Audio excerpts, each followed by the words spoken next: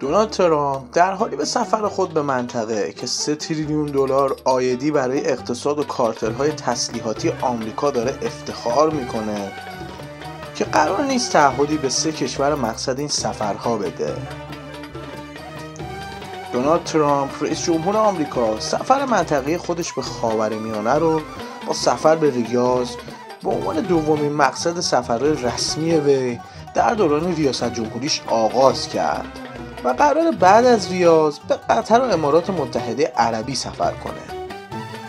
از زمان پذیرش پیشنهاد عربستان توسط ترامپ مبنی بر انجام اولین سفر رسمی دوره ریاست جمهوری وی به مقصد عربستان سعودی، حاکمیت ریاض تلاش کرده تمام مطالباتی که تو دوره ریاست جمهوری جو بایدن رئیس جمهور پیشین آمریکا در تحقق اون ناکام مونده از ترامپ پیگیری کنه. با این وجود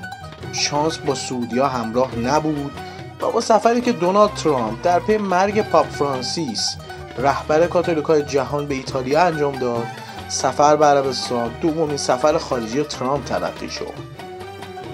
گرچه 2 ماه از زمان اعلام انجام این سفر میگذره، اما این زمان برای تحقق آرمانگرایی‌های محمد بن سلمان ولیعهد عربستان سعودی در قبال درخواست‌های وی از واشنگتن کافی نبود. بن سلمان در درجه اول تلاش داشت تل‌آویو رو مجبور به توقف جنگ در غزه ولو به صورت موقت کنه تا دردسرایی که در نتیجه فشار افکار عمومی با اون مواجه بود کاهش پیدا کنه و از فشارها در زمینه اعلام رسمی عادی سازی روابط با رژیم صهیونیستی بکاهه.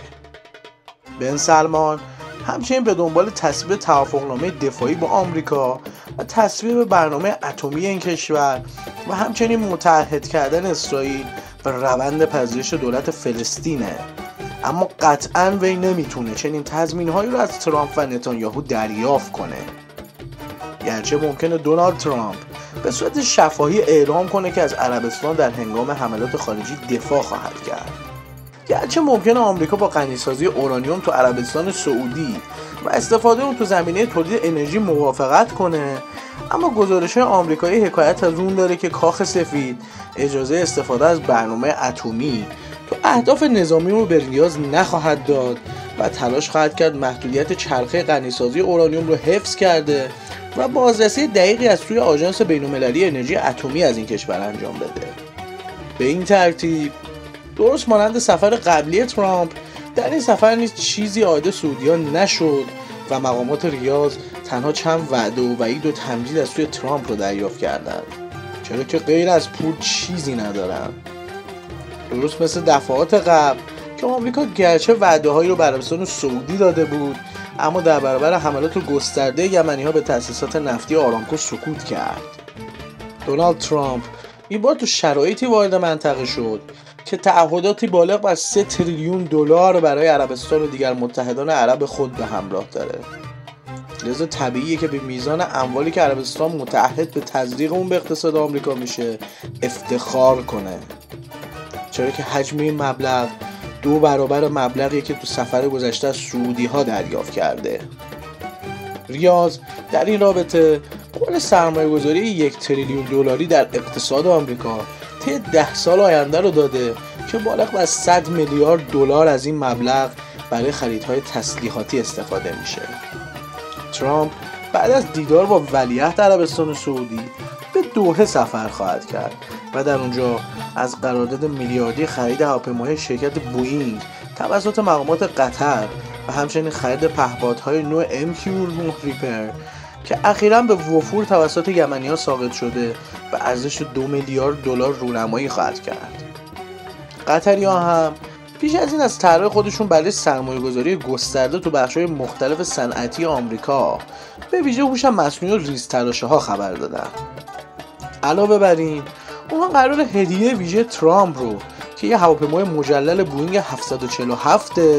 و ارزش اون بالغ بر 400 میلیون دلار برآورد میشه با پوشش تبلیغاتی گسترده‌ای به وی تقدیم کنه. برآوردهای اولیه نشون میده که مجموع اموالی که قرار قطر برای این سفر به آمریکا بپردازه بالغ بر 250 میلیون دلاره که البته این مبلغ بسیار کمتر از بذل و بخشش‌های ریاض و ابوظبیه. سفر سوم ترامپ در این دوره تریلیون دلاریه. وی در حالی وارد ابوظبی شد که امارات متحده بیش از این اعلام کرده که طی یک دهه آینده مبلغ 1.4 تریلیون دلار در اقتصاد آمریکا سرمایه‌گذاری خواهد کرد که این سرمایه‌گذاری‌ها شامل بخش‌های زیرساختی هوش مصنوعی و ریزتراشه‌ها و انرژی و دیگر بخش‌های صنعتی آمریکاست. تنها تفاوتی که این سفر با سفر گذشته داره اینه که بن سلمان تو دور قبل بیشتر رهبرای کشورهای عربی و اسلامی رو تو 3 نشست متوالی به ریاض دعوت کرده بود که از جمله اونها رهبران کشورهای حاشیه خلیج فارس بود. اما امروز چنین حضوری در ریاض مشاهده نمیشه و ترامپ به صورت جداگانه به 2 کشور دیگه حاشیه خلیج فارس سفر میکنه. گرچه قرار نشست سران کشورهای شورای همکاری خلیج فارس در زمان حضور ترامپ تو ریاض برگزار بشه، اما رویکرد ترامپ در برگزاری نشست با این افراد هم مبتنی بر دریافت سود از اونها به صورت جداگانه است و معلوم نیست که این کشورها بتونن از این نمد کلاهی برای خودشون ببافند یا نه. فرهاد تغییروست، تهران.